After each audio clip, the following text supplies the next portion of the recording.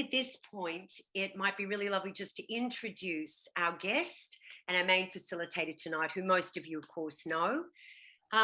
Andrew Bovell, and I will just say, Andrew, how this came to be was one of our lovely actors on our full-time program, I think is somewhat connected to your son, but I don't think he knew your son was your son at the time. So when he was working on When the Rain Stops Falling, I think he got very excited and just spoke to see if he could connect with you. And, you know, the thing that blows my mind is people in our industry and in the arts can be so incredibly generous. And so we reached out and Andrew very generously said yes. But then, of course, we went into a lockdown and we were out. So we've rescheduled. So to introduce you all to Andrew Bovell, for my money, really one of the finest playwrights working today, and certainly one of Australia's greatest. Enormous humanity in his work. Brave, such a brave writer, and just thrilled that he can be with us tonight. Theatre, television and film writer.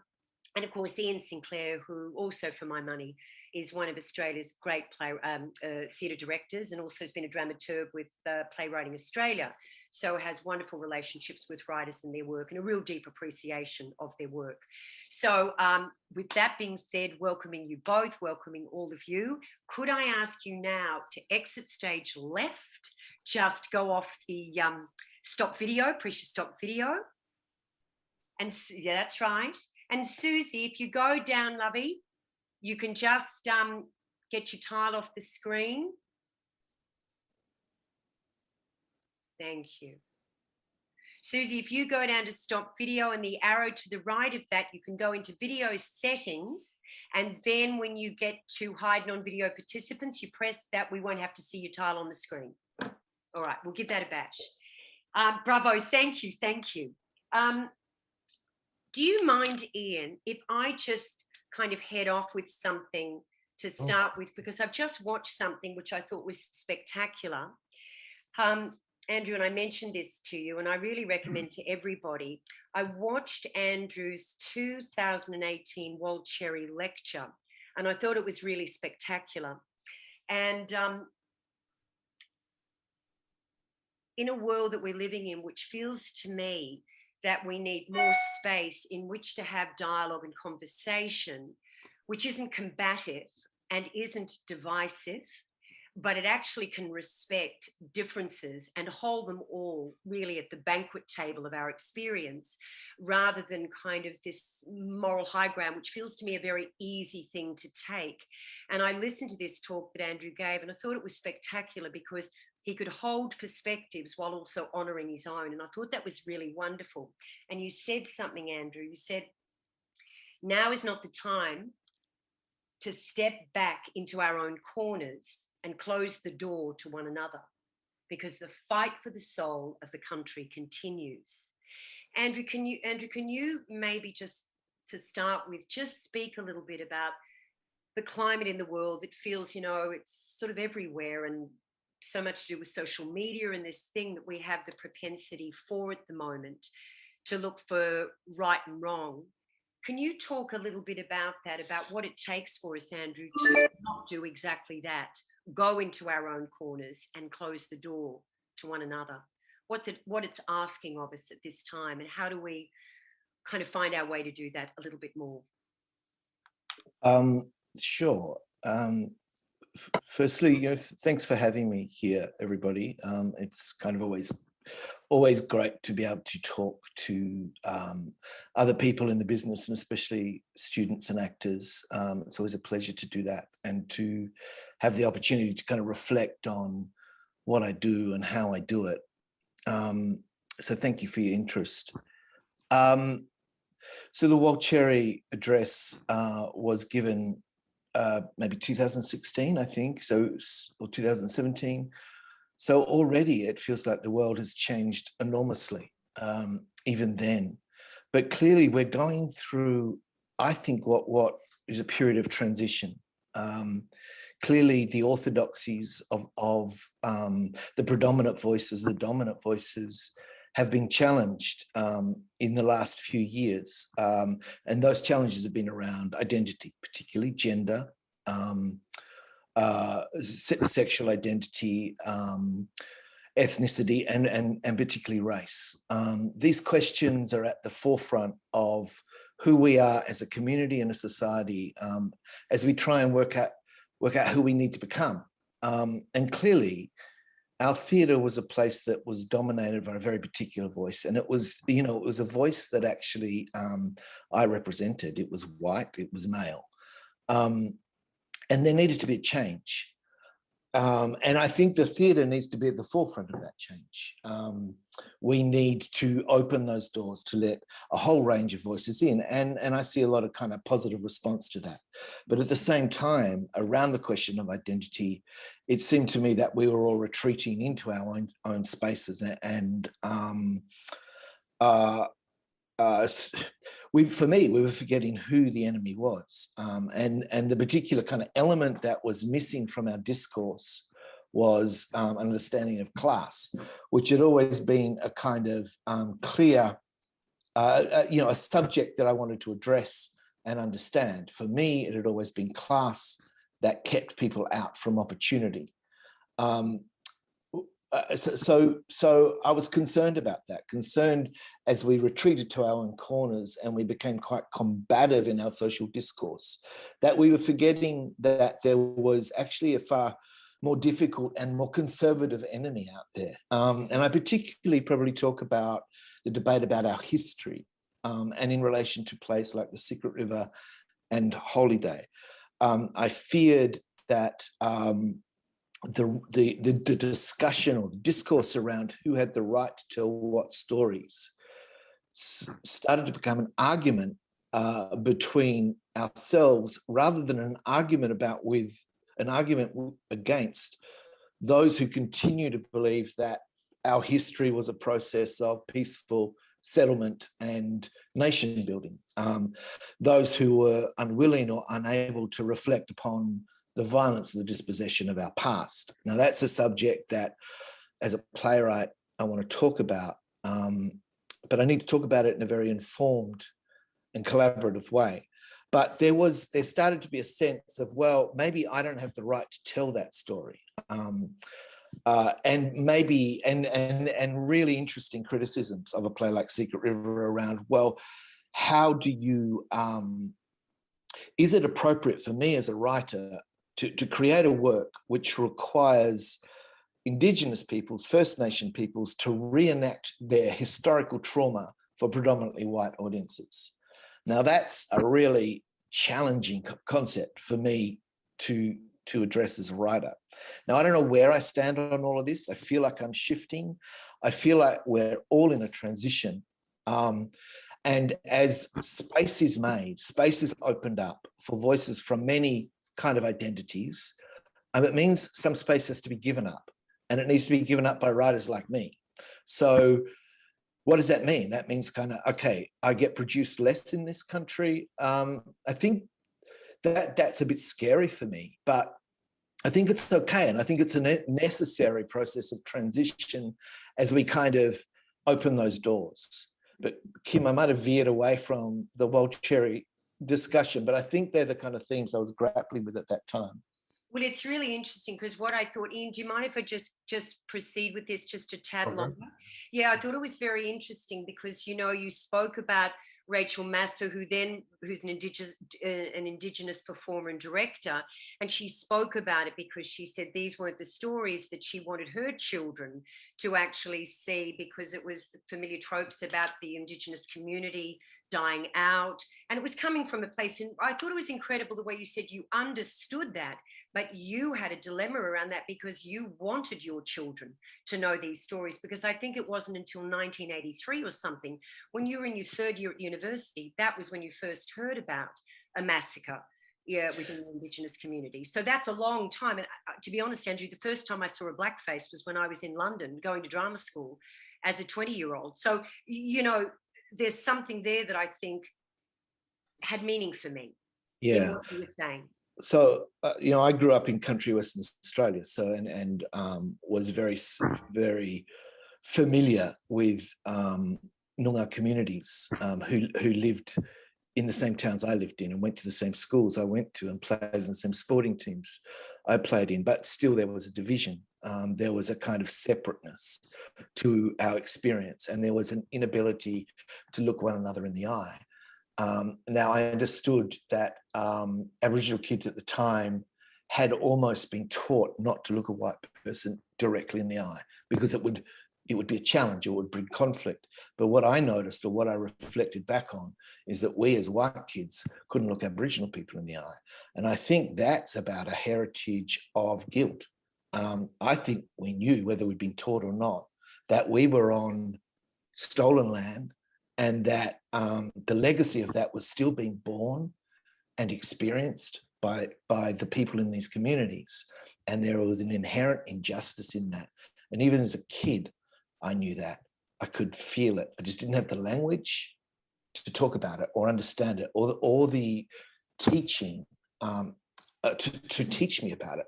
At that time, we're all familiar with the kind of silence that dominated our discussions around our history. But then there was a period, there was historians like Henry Reynolds, there was novelists like Kate Grenville, there was dramatists like myself that wanted to peel back those layers of silence and the lies and look at a stronger truth. And that was a very potent change of the conversation around that history.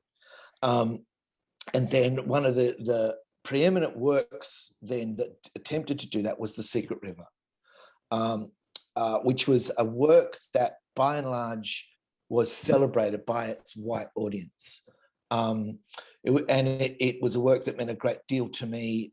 It was a beautiful collaboration with Indigenous people and white theatre makers, and had an extraordinary response by the audience. But Rachel, Rachel Mazza, artistic director of El Bidri, and somebody who I've worked with and was in it, actually Holy Day, the very first play that I tried to address some of these issues. So we go back a long way, and we have a great deal of respect for each other. So if Rachel has a criticism, I need to listen to it. As a senior Indigenous artist, I need to listen to it. And she made some really good points. That is, this is not the kind of story I want to see. I want my children to see. And of course, because she wants her children and her community and her audience to see stories about survival, about culture that's thriving. Where, for me, I countered that criticism with, but these are the stories I want my children to see, particularly children who remain unaware of that history. And it's only recently been taught in our education systems. And one of the most exciting things about The Secret River was seeing these schools busing their kids in, and these kids encountering the violence of our past, perhaps for the first time. It felt like it was shifting something. And those of us who make theatre are always asking ourselves the questions, can theatre change anything? Well, it felt like it was changing something. So how do those two realities sit together? And I also don't think this, I think The Secret River is about survival. The very final line of that play is said by an Indigenous man called Nyala Mullam, and he bangs the ground with his hand and he says, "This is me, my place." And it's a very strong statement of ownership and possession and existence that says, no matter what has been done here, the uncontestable truth is that this place remains me and of me and mine. So these things were very important to me. I think Rachel made us, so yeah, a really important question. How do those two narratives sit side by side? Well, the answer is pretty simple. Indigenous people need to make theatre, need to be given the platforms to create big and important works that address their past and their present, and tell their stories in their own voices. Absolutely essential to our theatre culture and our society. But Rachel made some other telling criticisms of the work, which is by not translating the Darug language, she felt disconnected and separate to the Indigenous reality. And that, we debated that one long and hard, and it was the Darug people themselves that said, let our language speak for itself. We don't need to be translated. We don't want to be translated. Let the language exist. And it was an important moment to have Indigenous First Nations language on stage in such a major work. But what was really healthy was that Rachel felt strong enough to make those criticisms, and that we could actually have that dialogue. And we had after the Melbourne season opening, we had a really difficult forum after one of the shows where a lot of Indigenous people contested our right to tell that story. And the claim was made there, how dare you tell our story? You don't have the right to tell our story. And I had to, with the greatest respect, I had to say, well, this is our story too. So we have to find a way for this story to be told in collaboration and for different views of the narrative to be told simultaneously. It sounds to me, you spoke about it being healthy, but it sounds like you've got a very healthy ego, Andrew. I can understand people being very reactive with criticism, being kind of leveled at them. So how do you manage that? Because I know you said you write because you're curious about people. That's why you write about them. So what keeps you in there when a part of you, I'm sure, wanted to kind of contract against that as a criticism? How did you stay open to dialogue? I think I did. I did feel kind of timid. I felt confused by it, but I felt the challenge was then for me to reflect deeply upon my own practice, and to really consider how I interact with those kind of narratives. And I don't need to go there again. At the moment, I don't need to occupy that space. I want to see other writers, particularly writers of colour, start to talk about their experience of colonialism. So in some ways, that's my response, is actually just step back, make space. Well, I don't know about a healthy ego. I felt like the work needed to be defended and spoken to. And I go back to that idea that there are those who continue to argue the cultural right in this country that this history didn't happen, or if it did happen, it was inconsequential, that there was no genocide or there was no dispossession, and that the land wasn't occupied. There are those that still hold to the myth of terra nullius. They believe that very deeply. They're the people we need to counter and challenge, and we need to do that together. Those of us who understand what the process of colonialism is in our history and how it has defined us as a nation. And we remain an incredibly unreconciled people. Like, we are still in great conflict, and battling to understand who we are as a people. And that, my job as a writer, I'm naturally drawn to that task, which is, who are we and how do we become the people we are? Which leads into a question I'd like to ask you perhaps about the future, Andrew. Something that you regularly do in your workshops with writers, I think, I'll try to do it to myself first before I throw you in it, but you regularly ask the writers what they fear the most.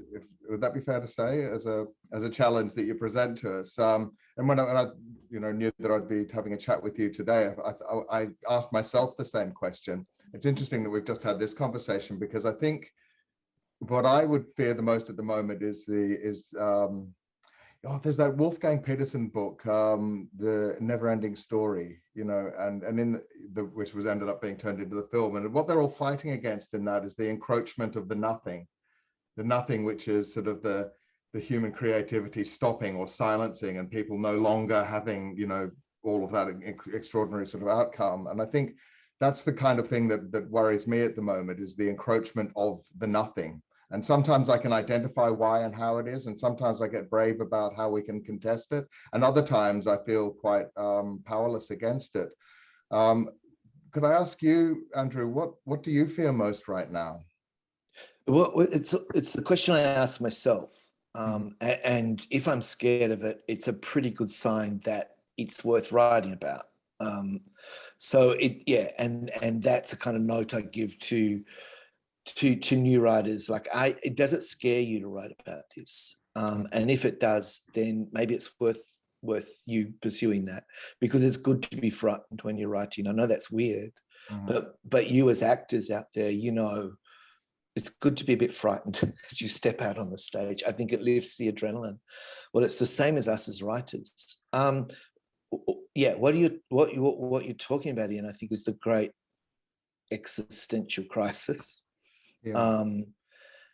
And of course, to try and embody that in dramatic works is really interesting, a real challenge. I think When the Rain Stops Falling, in some ways, did that. The great nothingness, I'm not sure. I think we are very preoccupied, as we rightly should be, about the future at the moment. So, what does the future look like?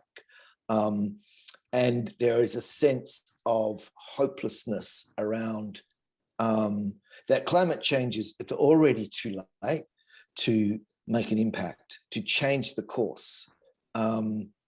So therefore, we need to start working out how we're going to live with substantial change to climate. Now, once you shift that thinking, I think you step into a much more creative space. Like, as writers, as artists, let us imagine what the future is, and through our work, rehearse how we might live within it.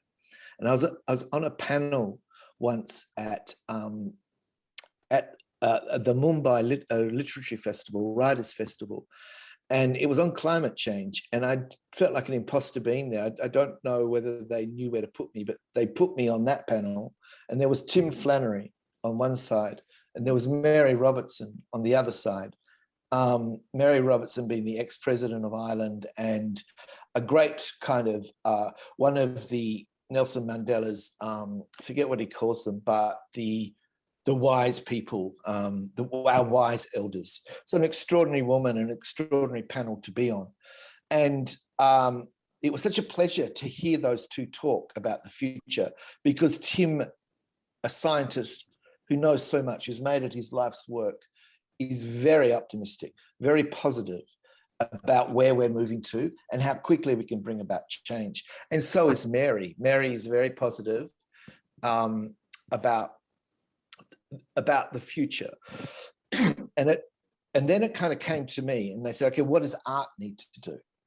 And I was quickly going, right, we know what science needs to do. We know what politics needs to do. What does art need to do? And I said, okay, art needs to participate in the process of deconstructing two things. One is capitalism and one is the patriarchy. And I just made that shit up on the spot, because I didn't know whether, but it felt really right. I said it, I went, that's right. That's what we've got to do. We've got to tell the story. What does a world look like that does not sit within a patriarchy? And what does a world look like that does not sit within a capitalism? Like, what is the future around those two, patriarchy and capitalism being the two forces that have brought about the kind of situation we're in? And I also love the kind of notion of the age of melancholy. The age of melancholy has been a way that, and people familiar with When the Rain Stops Falling might know this, but it's what the medieval period was described as the last great age of melancholy. And by melancholy, we don't mean sadness. What melancholy actually means is the deep reflection required before change can happen. So if you kind of go, okay, we're in a new age of, and then of course that age of melancholy, the Dark Ages, the deep thinking that happened then led to the Enlightenment, and the world changed. Are we on the cusp of a new enlightenment? Are we in a new age of melancholy in which the deep thinking required before change can happen is taking place? And are we then about to step into a new age of enlightenment? That feels like a really exciting place to be. So it doesn't feel like nothingness at all. And I might be kidding myself. You know, my house might burn down next summer. I live in the country. It's it's a strong possibility. You know, our planet might become uninhabitable. I, as an individual, might make it, but I do believe our species will. Yeah. You were working on an adaptation of John Williams' extraordinary book Stoner, weren't you? Which I guess is a study of melancholy, if ever there was one. Or may I ask where that is at the moment? Yes, it's a beautiful reflection of a man's life, who in so many ways is not distinguished or extraordinary in any way, except that he lives his life according to his principles and doesn't compromise. And at the end of this life has a very deep understanding of what life can be, what life is. So as most films, it goes through, it has to jump through a number of development loops, but where David Yates is now directing, the British director, and there's some really, really exciting news on casting that I'm not allowed to tell anyone. So, but they're hoping to, casting Stone has been a big kind of journey, because it's not an easy role to get right. But so that film is going into production in September 2022. Oh, terrific. I'm glad to hear that it's coming through. Yeah. No, it is. It's exciting. I'd love to go back a little bit to you in the sense of something that you said, your vehicle is tragedy and trauma. You walk into the darkness, but you don't even understand what compels you to do so. Is that true that you don't know what compels you to do so? Oh, my kids have often said, Dad, for God's sake, write a comedy. I'm actually quite liked at home. I'm kind of the one in the family that brings laughter to the table more often than not. So they find it hard to reconcile the father they know with the work I produce. And there's always a family joke that, every play I've killed a baby or somebody is raped, or, they're dark things.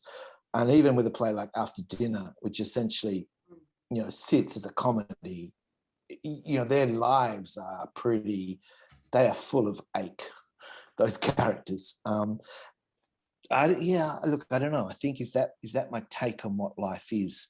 There is that kind of Buddhist notion that life is suffering. To live is to suffer.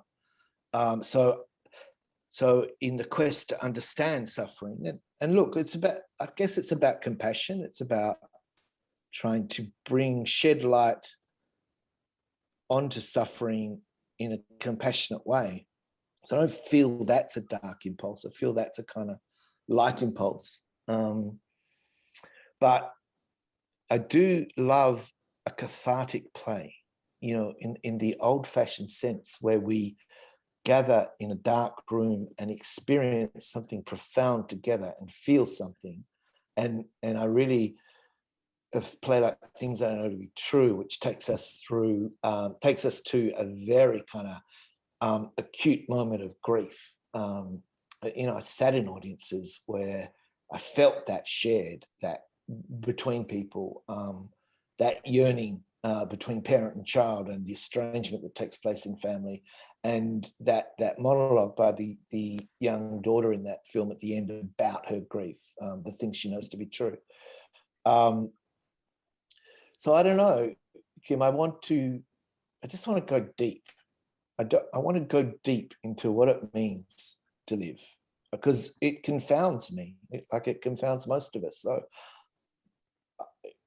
and And I've grieved. I've experienced grief. You know, I've lost people that are close to me and I shouldn't have lost. And I want to understand that as a process of accepting it.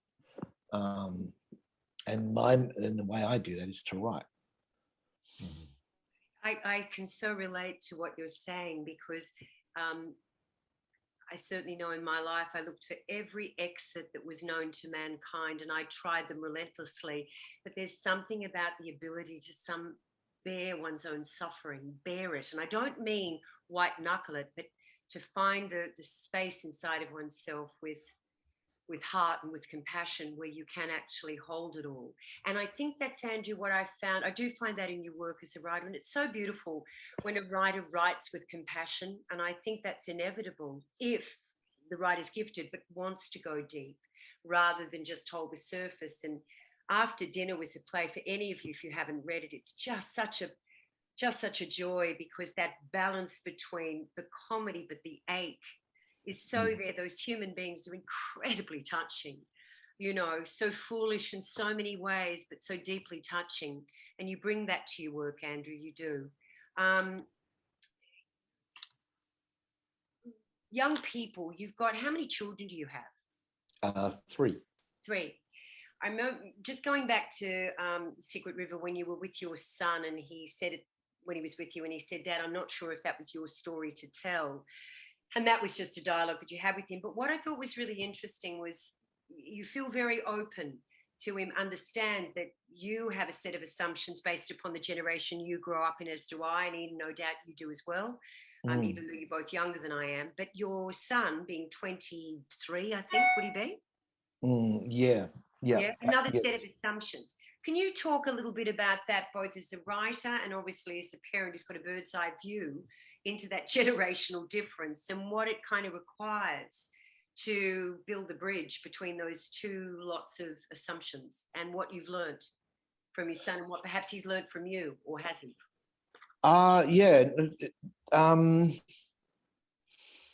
That also occurred on things I know to be true. Like usually, this is my youngest son, and he was studying in Canberra, and the play went up there, and his mum was in the play, Eugenia Fragos, who played the mother in the first production. So he was not only seeing my work, he was seeing his mum's work.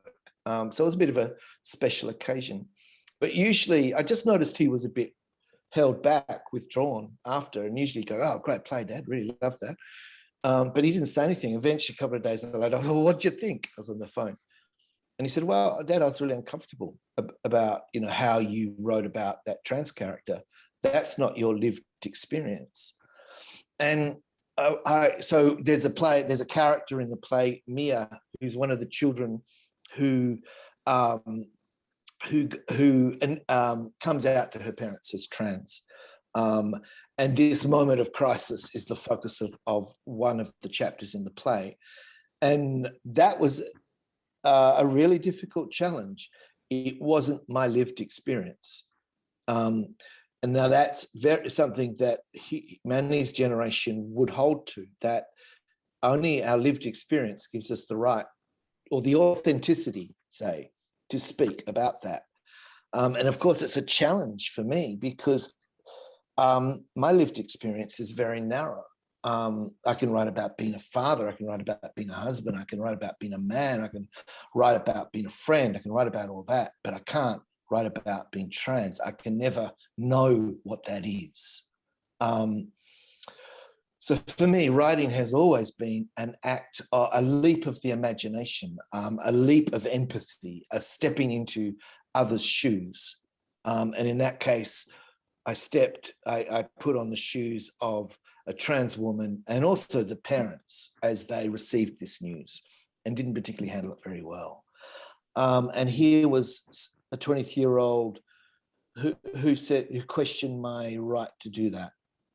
So no matter, you know, that we'd had enormous amounts of trans consultation and that many trans people had said, you know, endorsed the work for him as a 23-year-old, and he contested that right, and it was a real challenge. It really made me think about what right do I have to occupy those spaces, to tell those narratives? And that play is now in the process of being adapted into a television series. So I've had to really explore this as I've expanded this character's journey beyond how it existed in the play. I don't know the answers yet. I'm still working it out.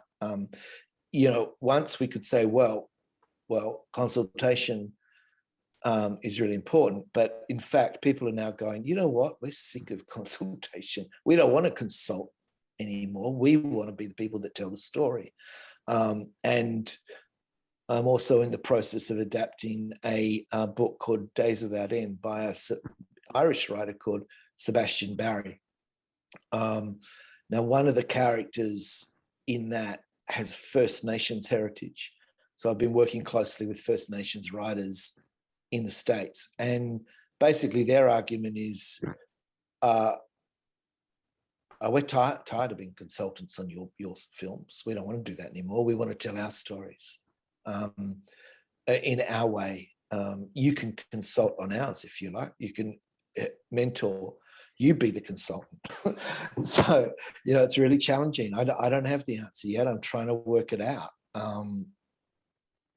Of course, you do it. You do it as respectfully as you can, and in ways that empowers others. You create opportunities for people of other identities and other voices to gain from this experience.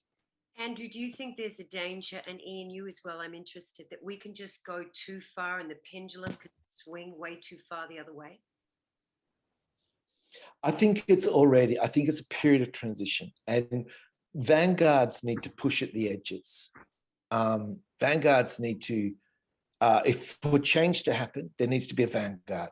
And sometimes the vanguard can make us feel incredibly uncomfortable. It certainly does around the trans argument. Hedwig and the Angry Inch being shut down because Hugh Sheridan wasn't a trans character, wasn't a trans identity, even though the character of Hedwig is not exactly a trans person, was a difficult conversation.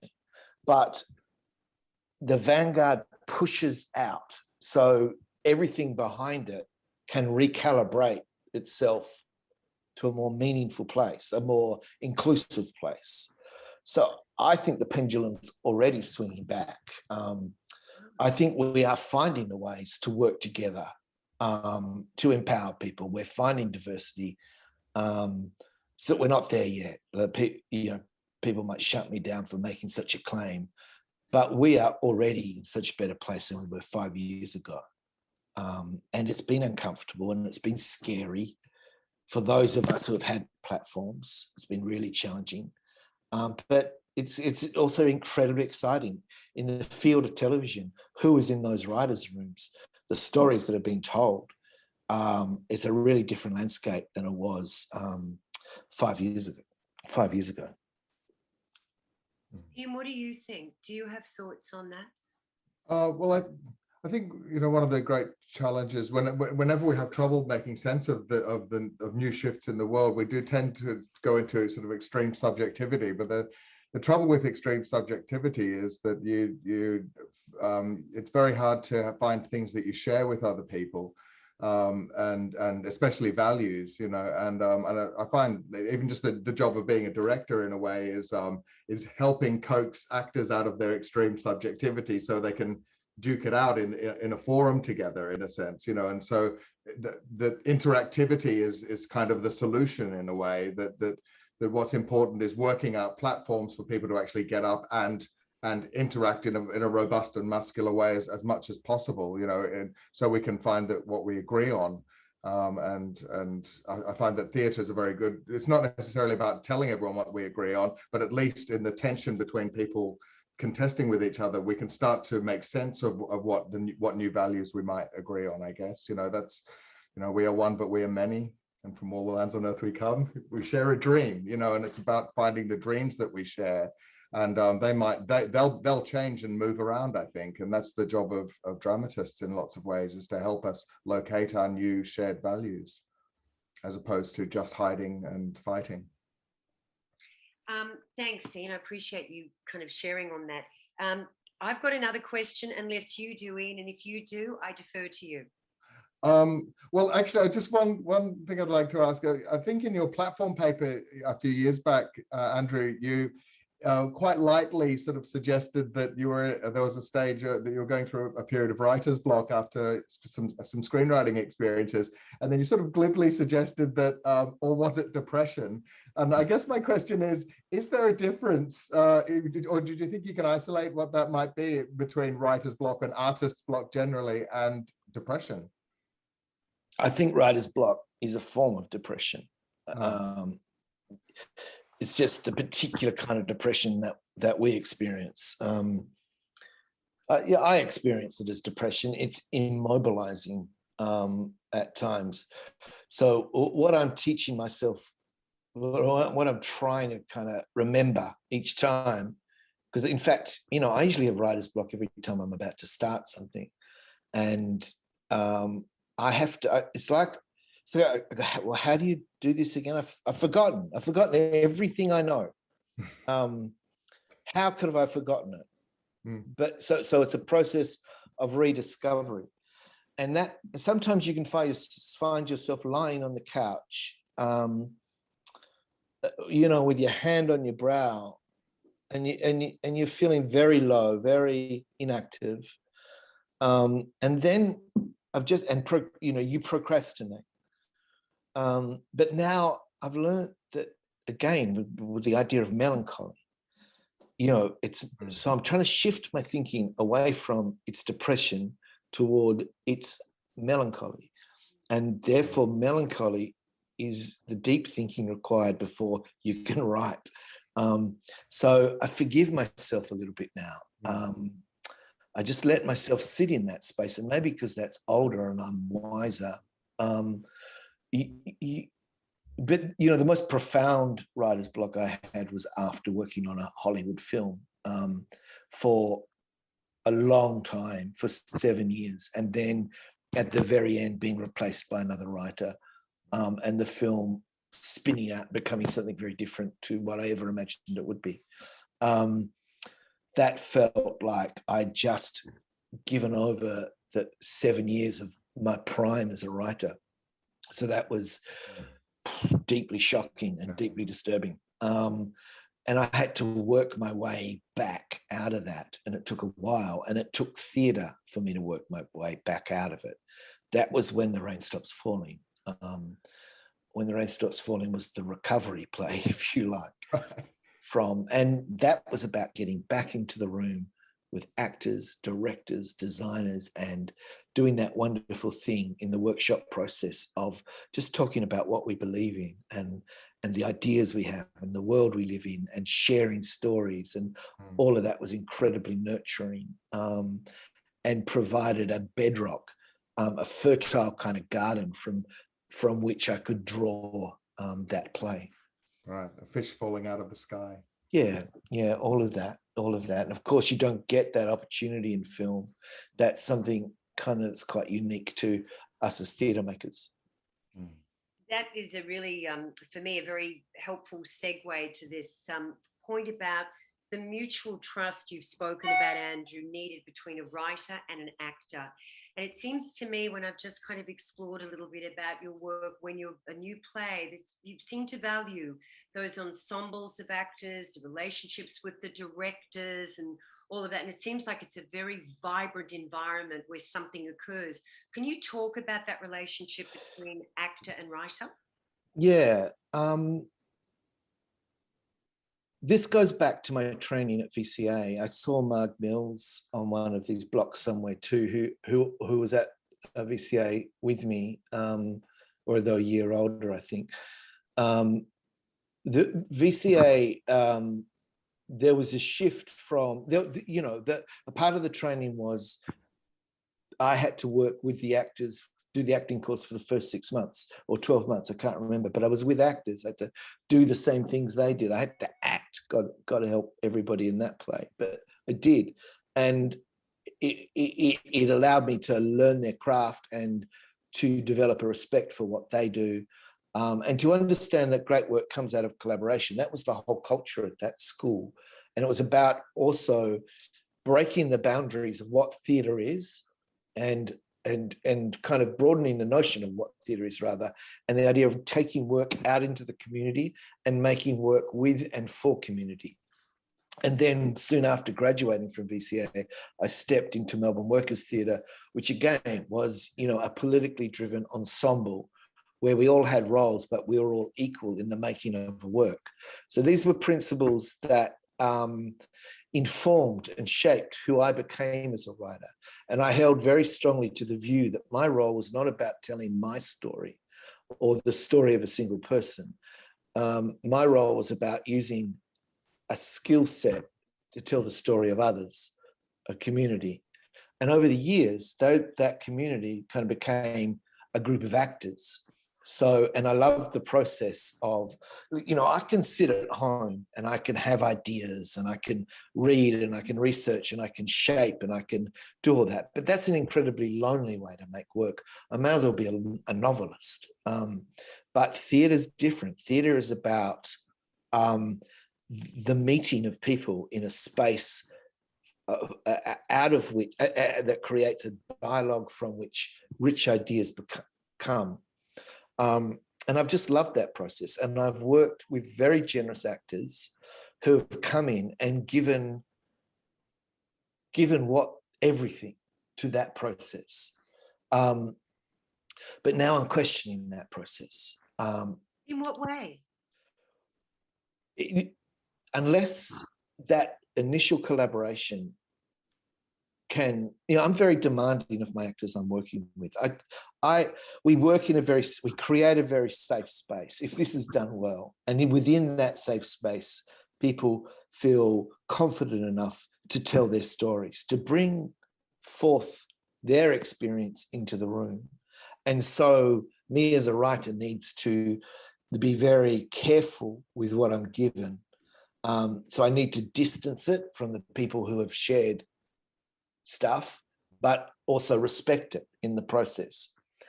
And if that initial collaboration can then take that group of people forward into production, into the making of the work, then it's okay. Then we're all on that journey. But so often I've seen that process leave people behind. Directors have wanted to, I've written the play and it hasn't perfectly fitted an ensemble, or directors have wanted to cast up to actors with a higher profile. So I'm no longer willing to do that. The beautiful Paul Blackwell, who I worked very closely with in When the Rain Stops Falling and Things I Know to Be True, was really said to me, how come? Because Things I Know to Be True, we did it here in Australia, and the actors who were workshopped were the actors who were in the play. They had that continuity. I built the roles for them and around them, and that was wonderful. But then the production went off to London and was recast. And so Paul just said, well, how come we're not going to London? And it was a very good question. The directors had their reasons, and it was mainly economic. So whilst the production was the same in the UK, it was a different set of actors. And I just sensed the grief and the loss, as actors have to let things go. But also, it's about intellectual property. So you have to be very careful. For me, we come together, we're really generous in the theatre. We give of ourselves, we give of our emotional lives and our intellectual lives, and we pour it all out into a bucket and stir it all up, and a work is created. That's how I've worked. But some actors, and I think, are now going, well, hold on, that's a bit of me in there. So what happens to me in there?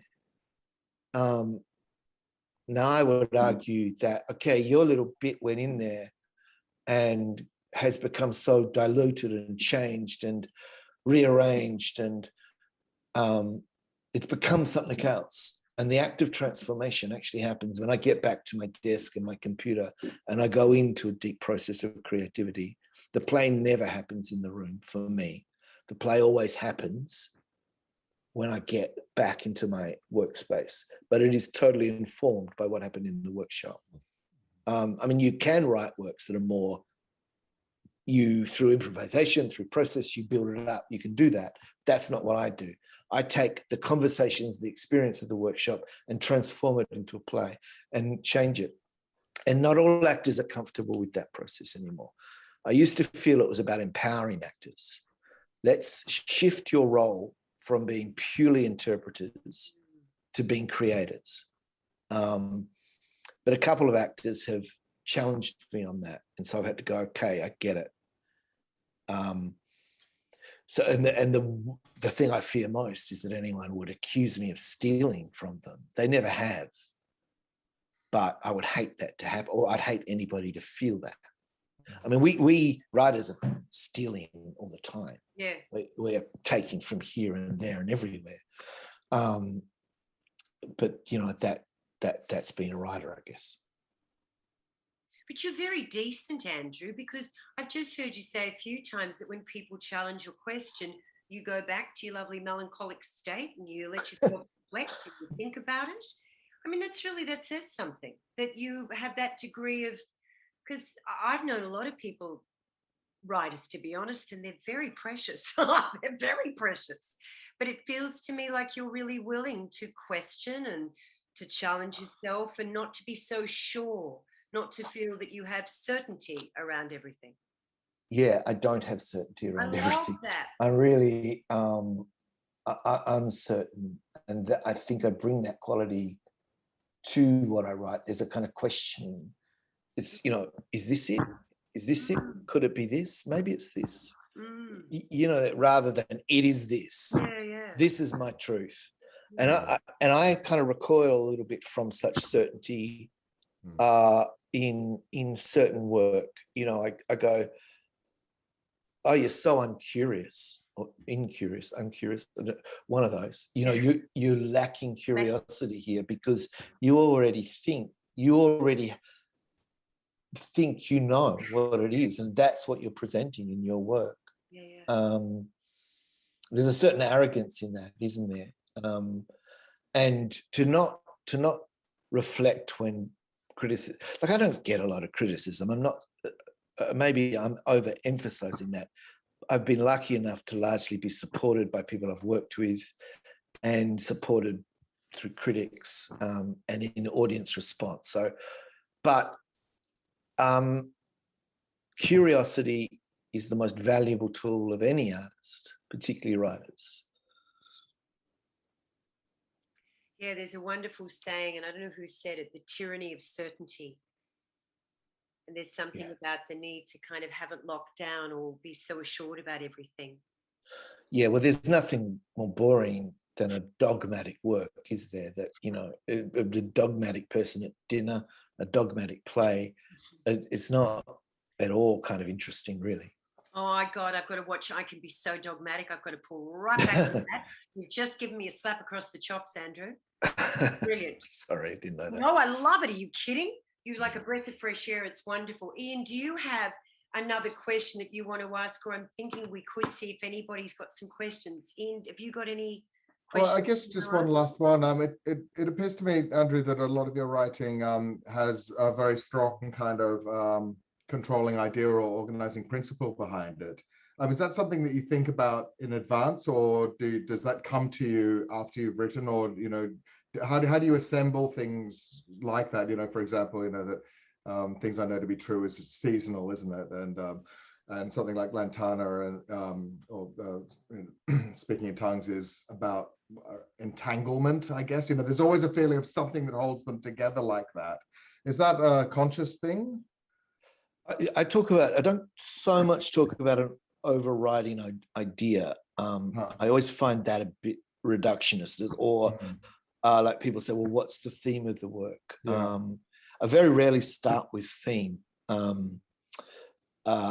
think I start with character, and I often quote Harold Pinter who when he's asked, what is the play about? He says, well, this character, I don't know what it's about, but this character says this, and they do that, and then that character does this, and I just keep doing that until the end of the play.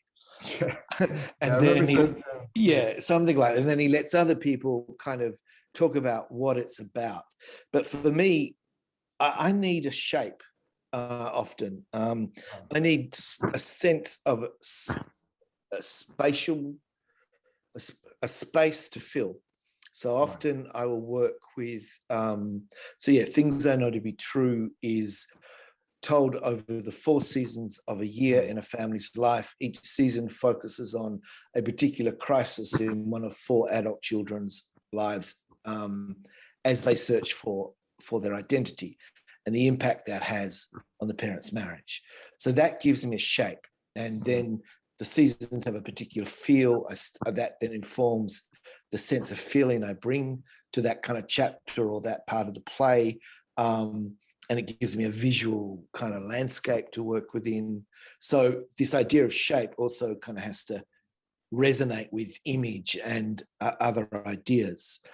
If you think of When the Rain Stops Falling, which is a very structurally complex play, well, it feels like that on the surface, but it's almost, musical rhythm, the rhythms of music, or the structure of music is often very informative to me. So, and I work with patterns. So When the Rain Stops Falling has 4 stories and an epilogue and a prologue. And the 4 stories go story 1, story 2, story 3, story 4, repeat. And then on the 4th sequence, you always have to break your pattern. If you set a pattern, you should break it at a certain point. And so on the 4th repeat of that those refrains, I change it. I change the structure. So these are all just, one of the biggest challenges of writing is, where do I go next? And one thing you can use to help you get there is plot. That's a very conventional and a very traditional organizing mechanism, where for me, I worry less about plot and try and feel the external shape of the work that allows me, and the patterns that I'm trying to create. So therefore I know, I have to go to Henry and Elizabeth here, because Henry and Elizabeth follows whatever it follows in the play. I kind of adhere to those patterns and structures. That helps me move forward. And the moving forward is always the big, difficult challenge, I think. Right.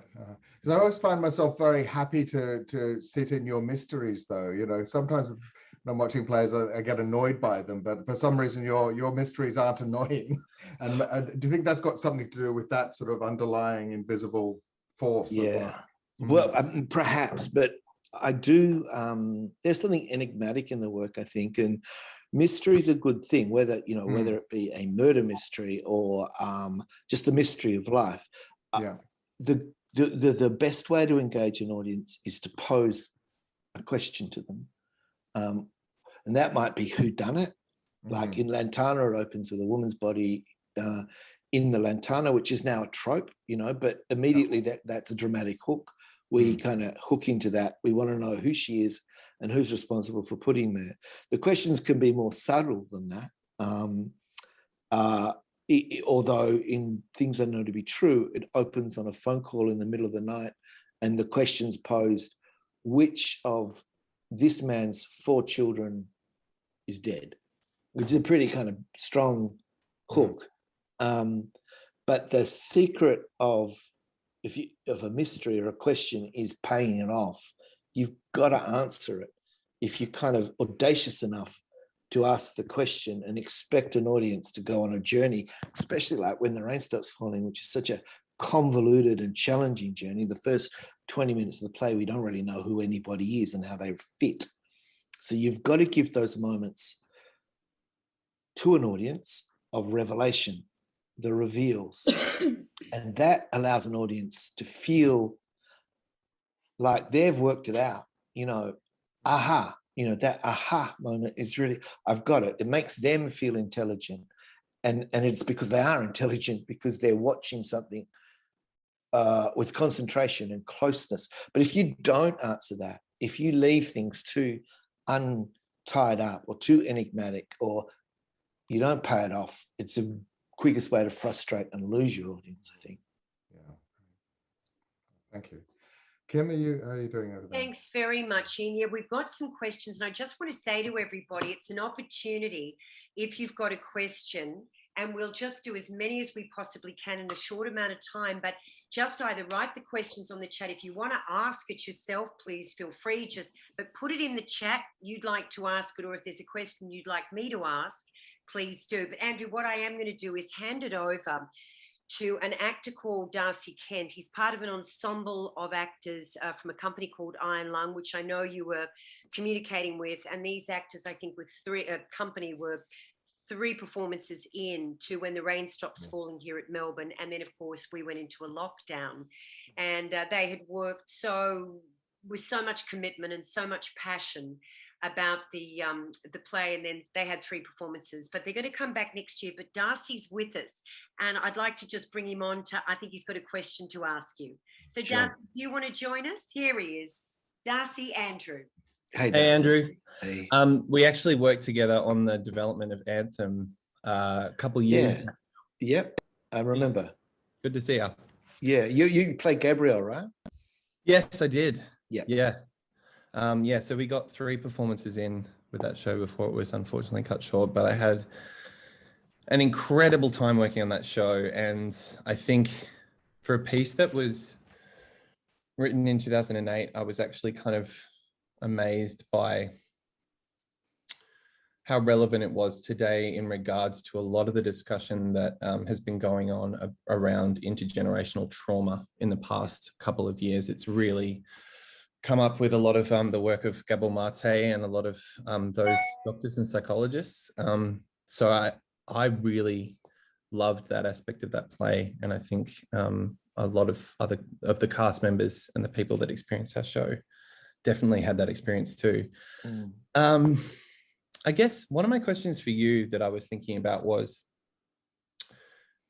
especially for actors, but also just people of my generation, millennials and younger, we've grown up in a world that is quite different from yours in that it's increasingly secular. So I actually didn't have any sort of religious education. I wasn't brought up in the church.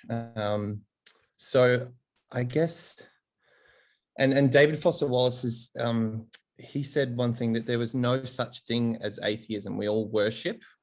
And if you don't choose what you worship, we'll eat you alive. So money, material things, sex, the worship of the body, all that kind of thing. And I was interested to hear from you, what do you think is the thing that will take and can take religion's place?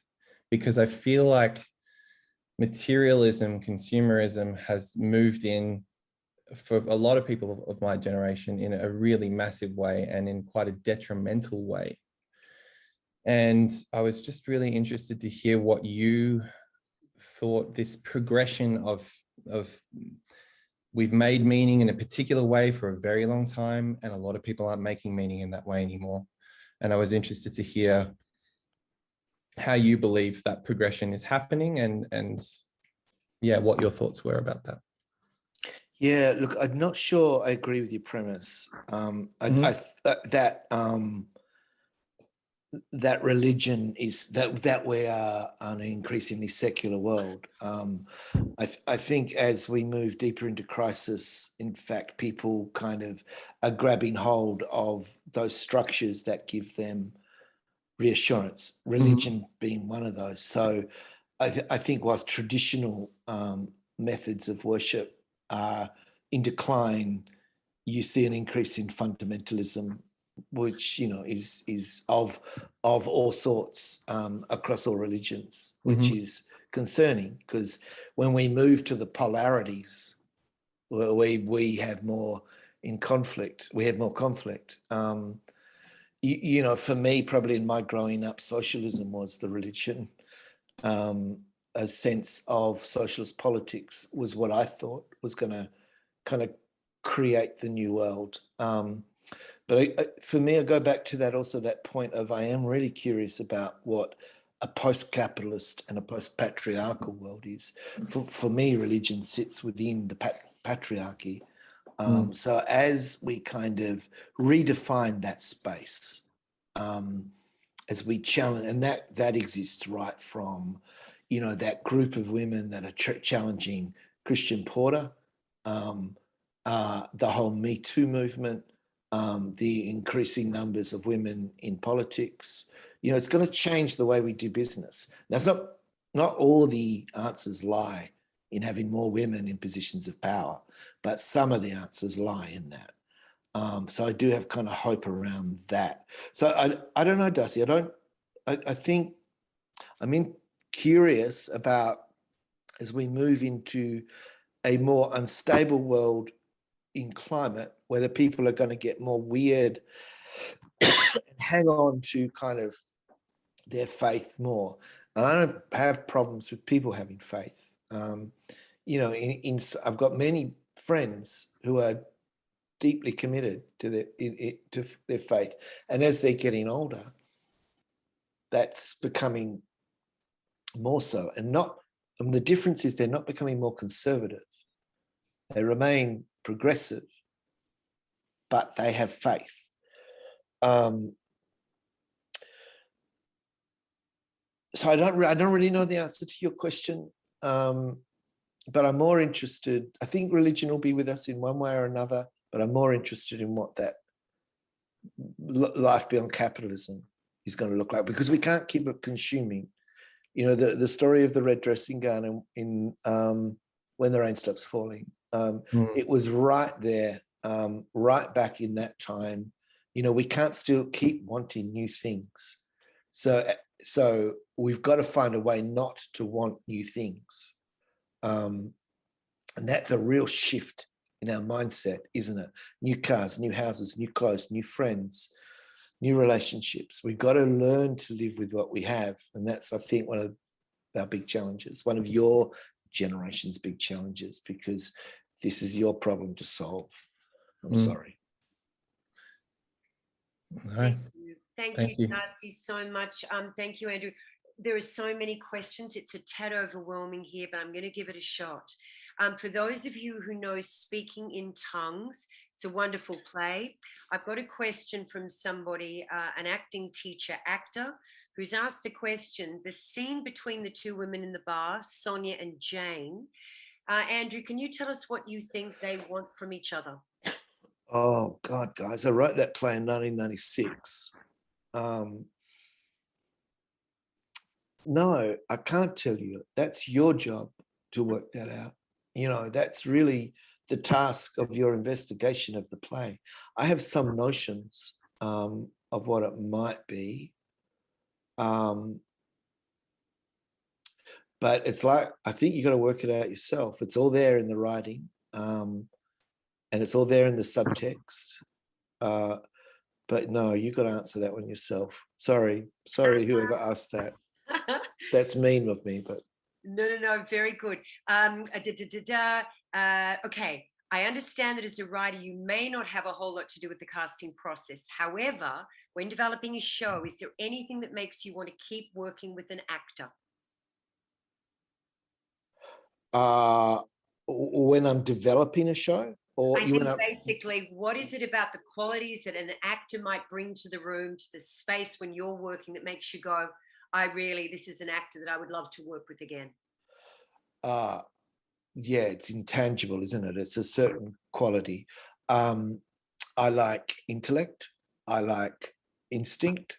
I like risk takers. I like people who bring themselves to the table. I like people who can work with other people in a collaborative and generous manner. But I'm also very open to discover. You know, I'm really interested in the casting process, and I'm very careful not to to allow a director space and to people the landscape of their interpretation of the play. That's one of the great kind of joys and skills of a director. So I would never say to a director, it must be this person. But I would say, have you thought of this person? I love this person because of this. Did you see this person in that work? Wasn't it amazing when she did this? So I'd have that kind of conversation. But if the director said, well, yes, but I would like to go this way, I would always respect that, I think. On a more technical level, I love actors who learn their lines, and come into that first rehearsal and they're down. It doesn't mean they're all down. It doesn't mean they can't forget them. But I get frustrated with actors who aren't rehearsal ready. Now, some actors would say, no, I don't like to learn my lines until I've explored this character. Well, my experience now is that those actors who have dealt with that are in a better place to discover their character because they have a certain degree of confidence and command of the language, and they are ready to go on that exploration. And they've also done some of that in their prep. And I also love actors who have great timing, who just can hit a moment and a rhythm. And I remember working with Robin Nevin. She was directing a play, and the actor was struggling with the line, and I was struggling with the line. I'm thinking, "God, I just haven't got this stuff. This line is not working." And then Robin, and she doesn't do this often, but she said, "It's like this: boom, da boom, da boom, da boom." And I went, "Yep, that works," because she understood the rhythm. Susie D did that with Anthem, and in Anthem, not whoever managed to see that, I wrote a big choral work, really hard, lots of repetition, an actor's nightmare, lines repeated after each other. And again, the ensemble cast was struggling with it. And then Susie just went, "It's this, boom, boom, boom, boom." I went, "Yeah, thank God, Yeah, absolutely. And that's a skill, I think. I wonder, Andrew, if that's also slipping away sometimes with actors. Because actors like Robin Nevin, they're impeccable with their timing, with their language skills. It's extraordinary technique. And that's a really good segue to this question. How do you feel about directors or actors changing dialogue in film or lines in a play? This particular actor says, "I see it more and more and it frustrates me." No, maybe he's a director. "And as a writer, does it offend or disappoint you? I was taught word for word, changing a word changes the meaning." He would love to hear your thoughts on that. Yeah. No, I wouldn't accept an actor changing a line in a play. But what I would accept is a conversation about why they were having trouble with a line. Any actor is welcome to go in the first production of a play. We as the first group of actors who do a play are very important because they are discovering the work at the same time you are. And as the writer, you don't go in knowing how it's going to work. You have to trust the actors and work with them. So quite often there is change happening, or evolution rather. As you learn about the work, you work out, I don't need those 4 lines. It's better to go from here to here. Now, you don't want to do that too much.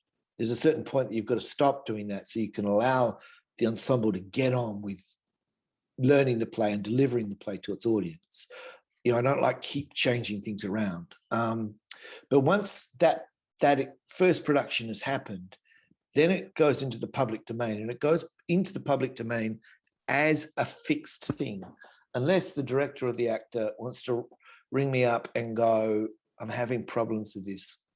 What about this?" I'll always have that conversation. Film's slightly different set of rules, and there are different methodologies, different approaches. So on Lantana, Jeffrey Rush would ring me at midnight and say, "Would you mind if I changed the to a?" He was that precise, but he always asked me.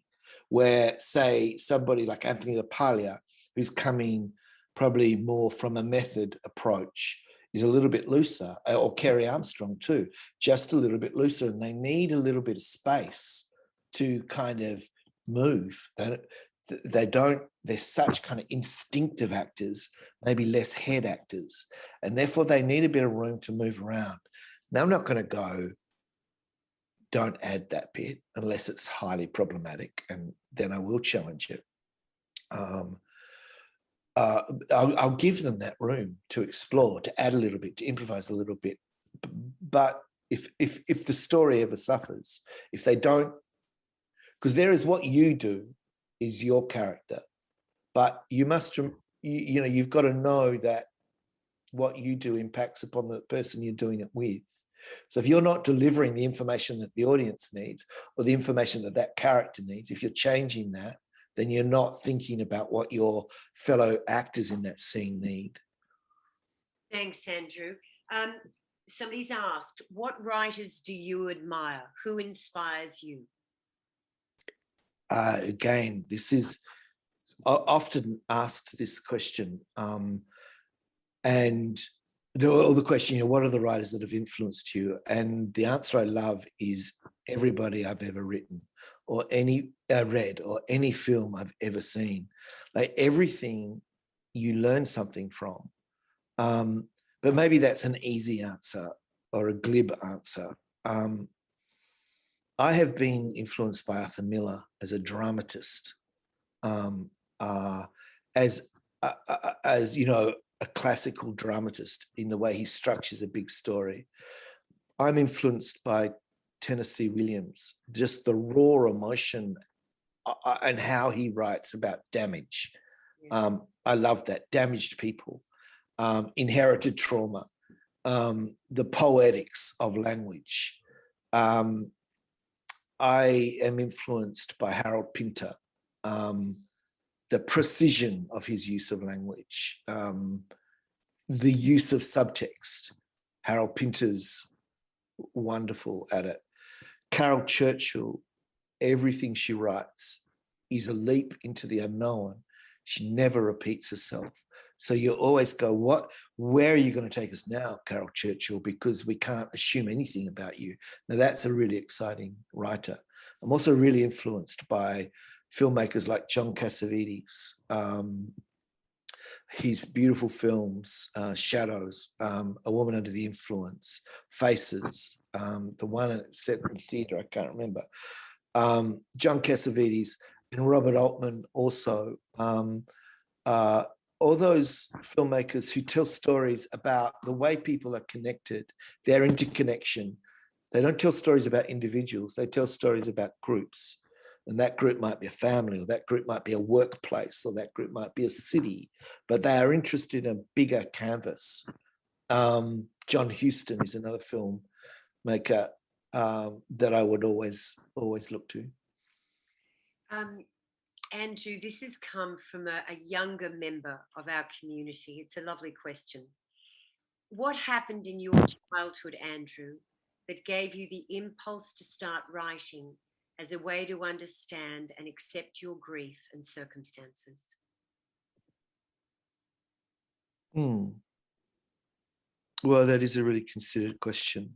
What happened in my childhood that made me feel like I could be a writer? That gave you the impulse to start writing.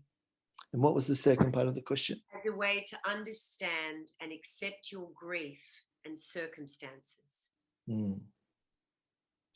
Well, I grew up in a house without books. So I always think it's really important to say that I don't come from an intellectual world. My parents left school at 14, both of them.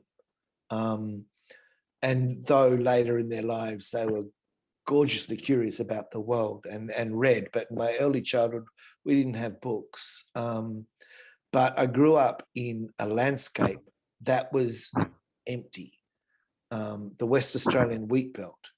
And I just feel like my childhood was also incredibly lonely.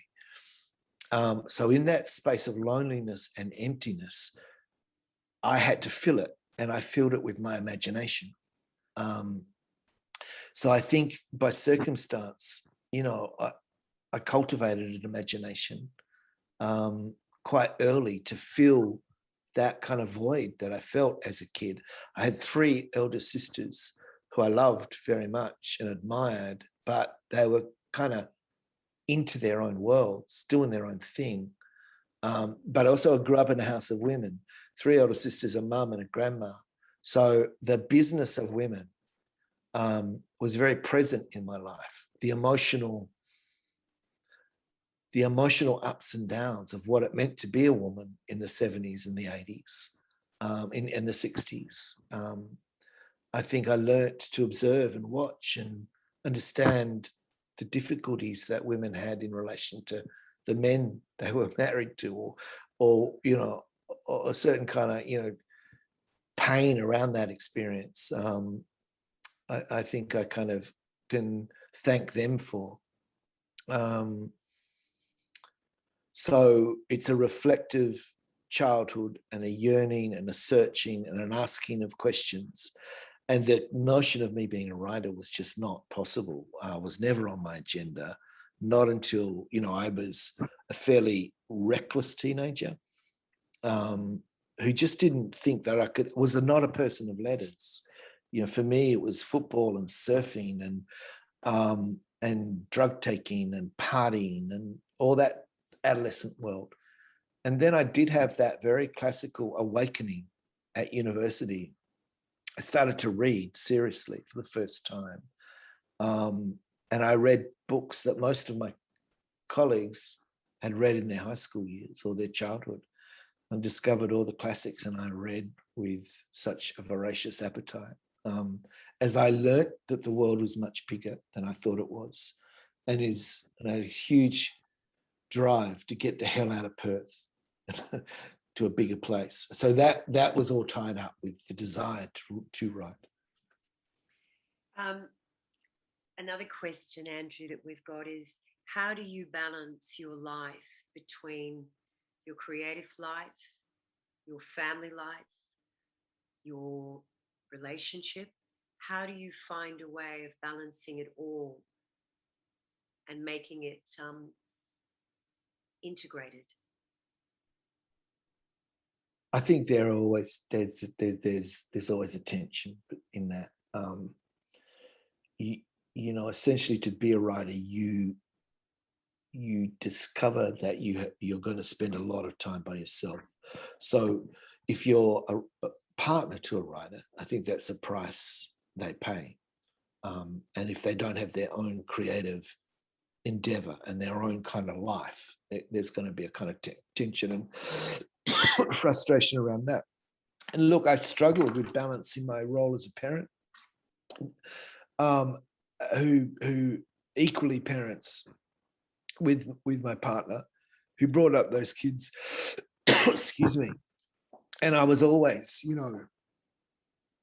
chasing my tail, borrowing from Peter to pay Paul, always late with deadlines, always preoccupied in the house. So, basically there's a story going on in a writer's head all the time.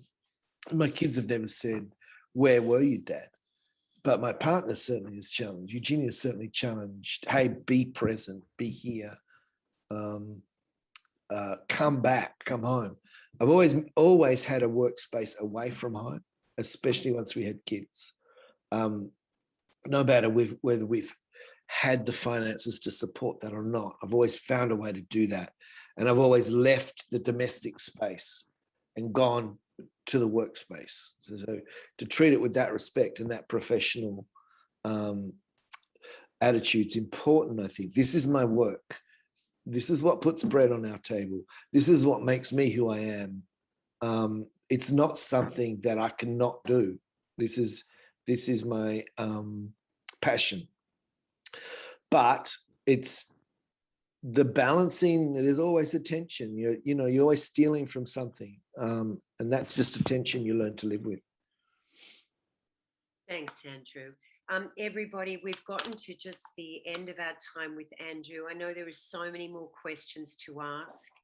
So I'm sorry, I can't ask more. There's just one I would like to conclude with, Andrew, and really in such gratitude for your generosity and your insight and just wisdom, really, just marvelous. Thank you so much for giving us your time. And the question I would like to ask you to conclude on is, what would you say to young people who are at the very, very beginning of their artistic journeys, their lives really? What's the best piece of advice either you were given or that you would give to a group of young people who might be struggling at the moment to find themselves and connect to things, and through the difficulty of maybe the pandemic and the lockdowns and all of that? What might you say? Have you got anything you could share to young people at this point in time?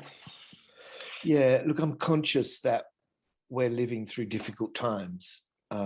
You're living through difficult times. You're not the first generation to do so. There are generations that have lived through war, through the nuclear threat, through crises. So resilience, yeah. And so many young people, including young people in my life, are really suffering with anxiety, with mental illness in ways that I don't feel my generation were dealing with to this degree. So I'm very cognizant of the issues around mental health and the fact that people are incredibly vulnerable at the moment. So I would go deep into that vulnerability and use that to make yourselves, to bring that to your art, to bring that to your creativity. But be resilient. You're going to cop tough stuff if you haven't already. I'm sure many of you have. You're going to lose people you love. You're going to lose friends you love. So if you haven't already, you're going to go through terrible breakups in relationships.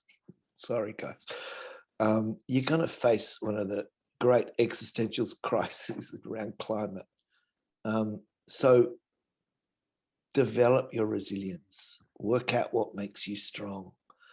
And I worry for you actors. We can't, especially in the theatre, we can't even do a show at the moment.